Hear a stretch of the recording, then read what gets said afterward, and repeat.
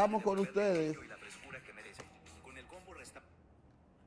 y como les decíamos, es tiempo de la salud, de la orientación sana para una mejor vida con el doctor Alfredo Polanco, nefrólogo, que está con nosotros cada lunes. Buenos días, doctor. Saludos, ¿qué tal? Para mí un placer estar como cada lunes aquí, llevando un mensaje de salud, de vida, de calidad de vida, porque básicamente de eso es que se trata.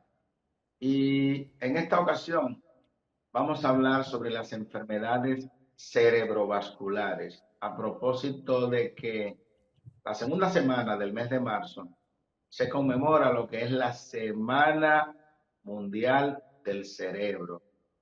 En esa semana se conmemoró también, la semana pasada, el Día Internacional del Riñón y sobre eso conversamos en diferentes puntos o medios de comunicación. En el día de hoy vamos a hablar del cerebro, Doctor, ese órgano tan doctor, importante. ¿Sí? doctor, déjeme A iniciar, la orden. perturbándole su esquema, pero de verdad que me siento orgulloso de su amistad y de conocerlo, de disfrutar de su profesionalidad. Usted esta semana fue, como siempre, magistral a todos los medios que yo pude verle, con las explicaciones sobre las enfermedades renales y la importancia de los riñones para la vida. El sábado usted lo escuché atónito en la secta y eso fue para mí una escuela, una enseñanza profunda. Y yo sé que los miles de personas que lo estaban oyendo fuera del país. Yo lo felicito, doctor, por esa sapiencia y esa facilidad de expresión que usted tiene para explicar las enfermedades. Felicidades, doctor. Muchas gracias, Licho. Pues bien, el cerebro es un órgano bastante importante. Tiene múltiples funciones. Un órgano que apenas pesa 1.4 kilogramos. Sin embargo, es el órgano encargado de lo que es la coordinación del pensamiento, de los movimientos, de la respiración.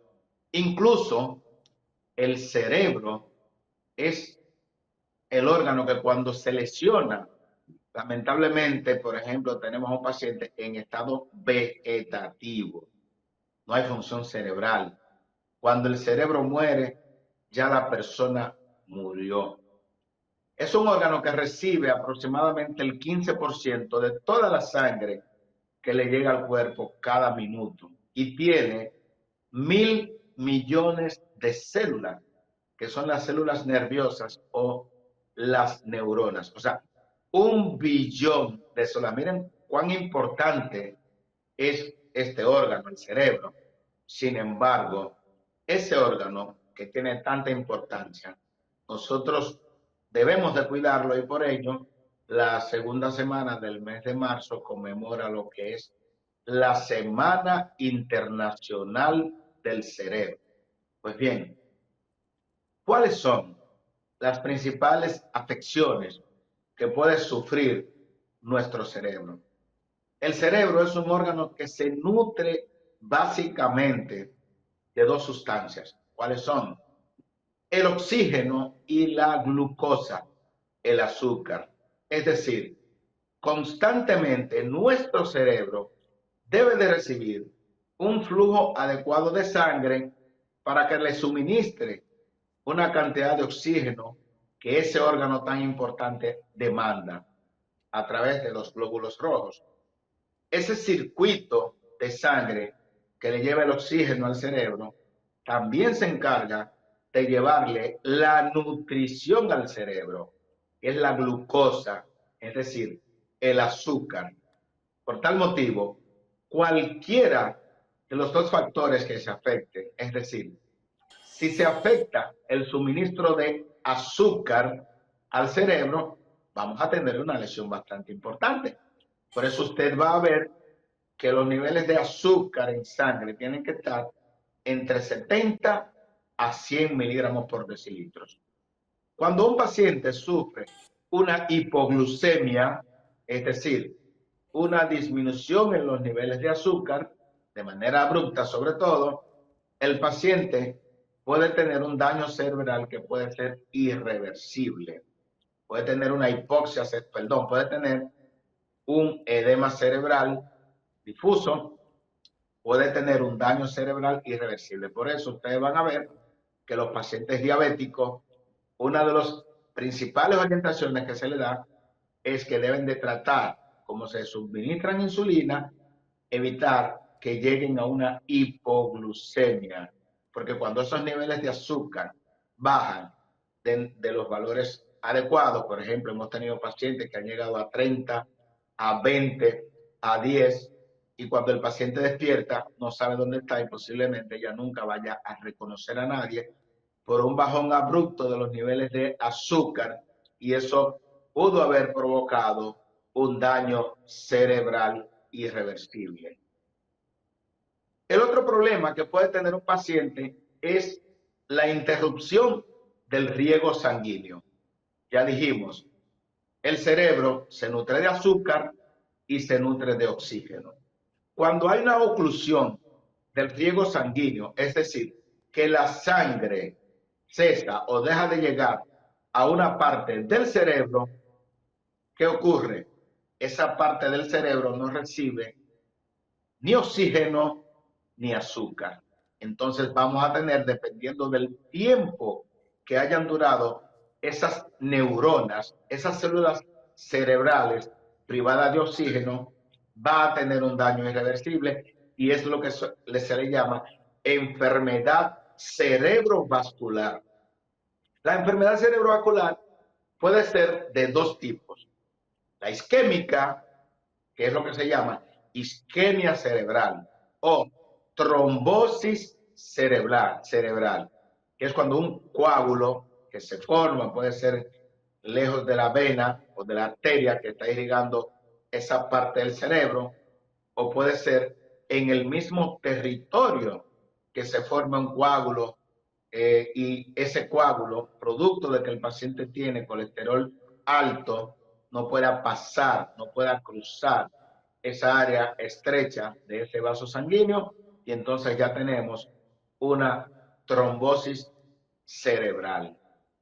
Ese paciente que tiene una trombosis cerebral, que es en el 85% las causas de que haya isquemia cerebral o que haya enfermedad cerebrovascular, o sea, la isquemia cerebral, eso va a presentar a que el paciente se torne con alteración del estado de conciencia. El paciente va a estar con habla estropajosa, el paciente va a estar desorientado, va a perder el movimiento de una parte de su cuerpo. Por ejemplo, si la afectación fue en el cerebro derecho, pues tenemos dos mitades, un hemicerebro derecho y un hemicerebro izquierdo. Si se afecta el lado derecho del cerebro, el paciente va a tener manifestaciones clínicas en el lado izquierdo de su cuerpo. Entonces usted va a ver que ese paciente va a estar hemipléjico, el paciente no va a poder mover, por ejemplo, el brazo del lado contralateral a la lesión. Ese paciente puede estar afásico, incluso no puede hablar absolutamente nada. ¿Y qué debemos hacer ante la primera sintomatología de que un paciente podría estar presentando un accidente o enfermedad cerebrovascular? Llamar inmediatamente al sistema de emergencia 911. ¿Por qué? Mientras más rápido se actúa, más posibilidades tenemos de que se mueran menos parte del cerebro. Me explico. En la medida en que nosotros perdemos tiempo en la casa tratando de darle maniobras a ese paciente, que nosotros no sabemos qué es lo que vamos a hacer, porque ese paciente inmediatamente presenta esa sintomatología de desorientación. Ahí tenemos una imagen bastante importante: parálisis de la mitad de su cuerpo, el paciente tiene incoordinación de los movimientos, dolor de cabeza extremo. Ese paciente podría estar haciendo una trombosis cerebral. Mientras más rápido lo llevemos, se le va a hacer inmediatamente una tomografía de cráneo y se va a ver si el paciente tuvo una trombosis cerebral o si el paciente tuvo lo que se llama una hemorragia cerebral. Entonces, atendiendo a lo que tenga el paciente, hay que actuar. Es muy diferente el manejo de una trombosis cerebral que de una hemorragia cerebral. Me explico. Usted, sin saber cuál de las dos entidades clínicas tiene el paciente, no puede darle ningún medicamento. Me explico. Aunque el 85% de los casos de stroke o de enfermedad cerebrovascular son de tipo isquémico, es decir, un trombo, un coágulo se formó y tapó una arteria del cerebro, ese paciente podría tener las mismas manifestaciones clínicas o más severas si fue una arteria que se rompió en el cerebro, que es lo que se llama una hemorragia cerebral. Entonces, si usted, sin hacerle ningún estudio, que usted no es médico, a ese paciente que tiene toda la sintomatología clínica, que está disártrico, que nada más mueve una parte de su cuerpo, que está hablando estropajoso, y usted le dio aspirina y ese paciente lo que tenía es una hemorragia cerebral, usted va a empeorar el cuadro del paciente y va a aumentar el grado de sangrado. Entonces, por eso, lo ideal es que usted llame al sistema de emergencia 911. ¿Qué ocurre? El 911 va a hacer un diagnóstico rápido, un diagnóstico presuntivo, porque de ninguna manera, si no se le hace una tomografía de cráneo, una resonancia posteriormente, este personal paramédico no va a saber si usted lo que tiene es sangre en la cabeza o si usted lo que tiene una trombosis cerebral. Lo llevaron al centro de salud, el paciente en el 85% de los casos lo que tiene es una trombosis cerebral. Entonces ahí lo ideal es que le hagan lo que se llama una trombolisis. O sea, le van a administrar un medicamento que va a desintegrar ese coágulo que se ha formado.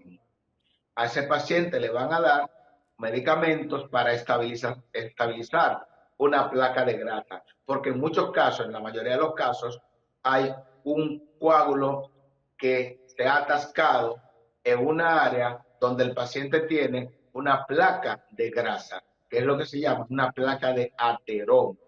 Entonces se le van a dar estos medicamentos al paciente. En muchos casos, este paciente tiene que ser intervenido incluso quirúrgicamente para remover ese coágulo. Y con esto, mientras más rápido se actuó con el paciente, pues más posibilidades se tiene de recuperar parte de ese cerebro que pudo haberse lesionado. En el caso de tener un paciente con un ACV hemorrágico, ese paciente que tiene un gran coágulo de sangre en la cabeza, una hemorragia cerebral o intracraneal, pues es un paciente que urgentemente, en la mayoría de los casos, tendría que ser intervenido por un neurocirujano y hacer lo que se llama un clipaje de un aneurisma cerebral que posiblemente se rompió. Entonces hablamos de todas las manifestaciones clínicas de un paciente con una enfermedad cerebrovascular, que puede ser de tipo isquémico o puede ser de tipo hemorrágico. Ahora bien, ¿se puede prevenir esto? Y la respuesta es claro que sí. Y por eso estamos hablando, porque si fuera algo que no se puede prevenir, posiblemente, pues el objetivo de este programa es dar la cara para la prevención de las enfermedades. Entonces, ¿cuáles son los pacientes que tienen los principales factores de riesgo para presentar una enfermedad cerebrovascular, ya sea de tipo isquémico o de tipo hemorrágico? El primer factor de riesgo es la hipertensión arterial. Señores, cada día vemos una mayor cantidad de pacientes hipertensos que no usan medicamentos. Cada día vemos a una mayor cantidad de pacientes hipertensos, pero que usan el tratamiento de forma inadecuada. Es decir, le tomamos la presión y la tiene en 180, 100, la tiene muy alta. Doctor, pero si me estoy tomando los medicamentos, sí, pero no es suficiente. Necesita otros medicamentos, necesitas cambios del estilo de vida, necesitas perder peso, necesitas hacer ejercicios, necesitas controlar esos niveles de colesterol y triglicéridos, porque el otro factor de riesgo importante es que esos pacientes, en la mayoría de los casos, los que tienen ACV isquémico, tienen una placa de grasa, una placa de ateroma. Entonces, estas arterias del cuello, ustedes van a ver que a los pacientes les dicen, hay que hacerle un Doppler carotídeo para ver qué tanta grasa tienen en esas tuberías que son las que llevan la sangre desde el corazón hacia el cerebro. Entonces, muchas veces le hacemos un Doppler y vemos en el Doppler que ese paciente tiene una estenosis o estrechez de las arterias carótidas primitivas de más de un 70%. Imagínense ustedes, una tubería que esté tapada en más de un 70%, ese paciente en algún momento va a tener una isquemia cerebral. Entonces, por eso, a ese paciente le damos medicamentos para quitar esa placa de grasa. Pero en algunos casos, ese paciente tiene que ser intervenido por un cirujano vascular para que pueda limpiar esa arteria carótida de esa placa de grasa. Es un cirujano vascular. Pero ese paciente tiene que utilizar medicamentos antiagregantes plaquetarios, como por ejemplo aquí la aspirina o el clopidogrel, o ambas cosas a la vez. Ok, tomando en cuenta que ese paciente tuvo una enfermedad cerebrovascular de tipo isquémico y llegó con tiempo al centro de salud y le hicieron una trombolisis, posiblemente, si el paciente llegó en las primeras 3 horas, se devuelva a su casa sin ninguna alteración neurológica. Pero imagínense usted, el paciente duró 6 horas para ir al médico, duró 12 horas para ir al médico, o fue mañana al médico, esperando que amanezca. Señores, los médicos estamos 24 horas del día en los centros de salud. Usted no tiene que esperar a que amanezca. Cuando hay un caso de isquemia cardíaca, que usted presume que tiene un infarto, o isquemia o hemorragia cerebral, el corazón no espera, el cerebro tampoco espera. Entonces usted va a ver a esa persona, que en muchos casos es una personalidad que usted no los ve en un medio de comunicación que se desapareció. ¿Por qué? Porque tuvo un ACV isquémico. Y entonces, ese paciente que se maneja con la voz, que su modo de sustento es la comunicación, por ejemplo, un profesor, un periodista, un abogado, entonces esa persona ya, no importa la edad que tenga, no va a poder utilizar su profesión como medio de sustento, porque ese paciente va a estar afásico o disártrico, es decir, no va a poder utilizar la voz para comunicar porque tuvo un ACV isquémico o hemorrágico que se tardó un tiempo en ir al médico, o que simplemente a ese paciente le dijeron que tiene que usar medicamentos para la presión y simplemente el paciente, muy sabio en su profesión, médico, abogado, perdón, el médico se supone que debe de conocer sobre eso, pero aún así tenemos médicos que no les gusta usar tratamiento y lo indican. Un periodista, un ingeniero, entonces va a tener, por no utilizar los medicamentos para la presión y para el colesterol, ya va a tener que estar en su casa siendo atendido, sobre todo cuando se trata de pacientes jóvenes. Porque déjenme decirle, a veces pensamos que las enfermedades son para los viejos, para los ancianos.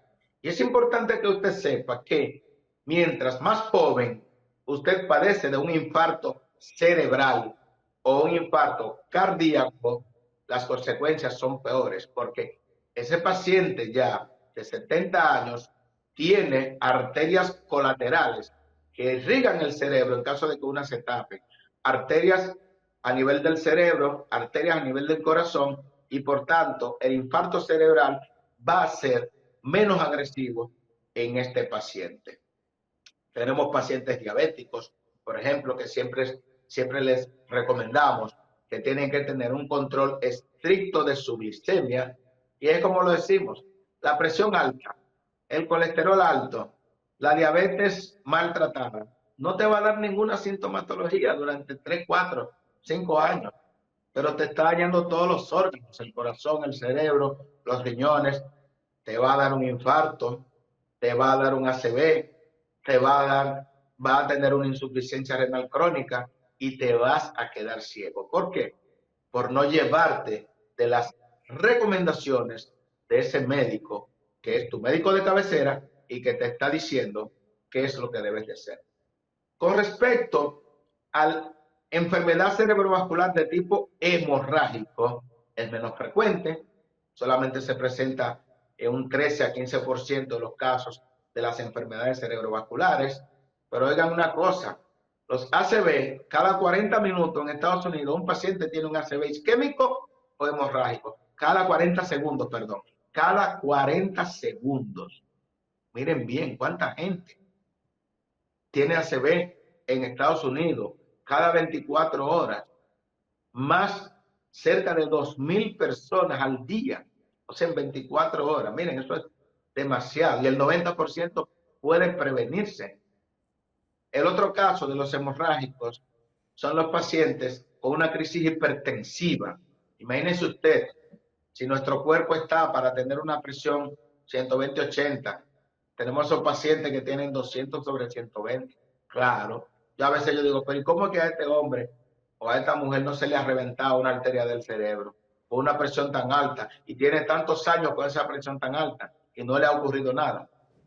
Pero hay pacientes que tienen lo que se llama aneurismas cerebrales, es decir, un defecto a nivel de una de las arterias del cerebro. Entonces, esa debilidad, por ahí es que va a estallar ese vaso sanguíneo y el paciente va a tener una enfermedad cerebrovascular de tipo hemorrágico. Entonces, por muy pequeña que sea, la enfermedad de tipo hemorrágica es mucho más severa que la de tipo isquémico. Ambas son malas. Pero este paciente va a tener un dolor de cabeza intenso, va a estar disártrico, puede tener convulsiones y el paciente puede llegar o puede estar en estado de coma.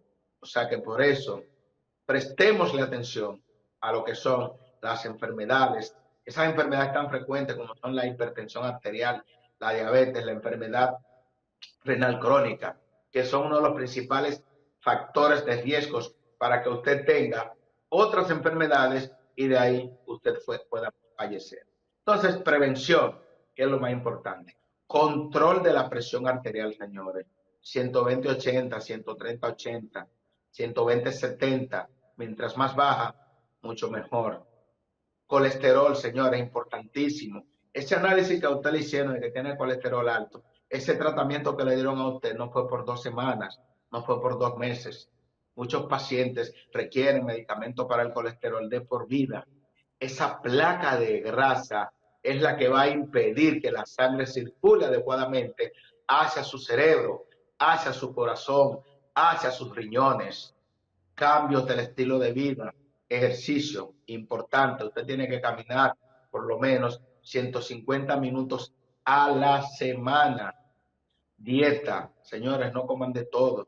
Es importante usted comer una dieta saludable, llevar una dieta saludable, aumentar el consumo de frutas y vegetales, revisarse ese perímetro abdominal. Estoy engordando, pero ¿cómo es posible? Debo pesarme periódicamente para ver si estoy sobrepasándome a el peso ideal.